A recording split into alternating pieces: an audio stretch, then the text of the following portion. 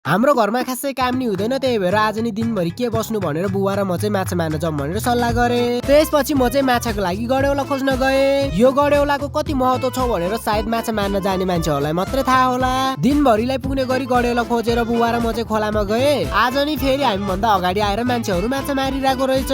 के हो फेरि हामीले बल्छी हान्नु पाएको छैन, अर्को दाइको बल्छीमा माछा परिरहेको। यो भन्दा नि ठुलो माछा तानेर देखाउँछु भनेर मनमा राखेर मैले नि बल्छीहरूमा आहार हालेर खोलामा फ्याले। आफ्नो त बोली बन्दुकको गोली भने जस्तै ट्याक्कै त्यो भन्दा अलिकति ठुलो माछा हाम्रो बल्छीमा परिरहेको। एकछिनमा फेरि दुईटा बल्छीमा नि माछा पर्दिरहेको। त्यसपछि 3-4 घण्टासम्म त माछाले खाँदै खाएन। अनि मोटर बोर्डलाई बोलाएर बुवा र म चाहिँ अर्को ठाउँमा माछा मार्नु गए।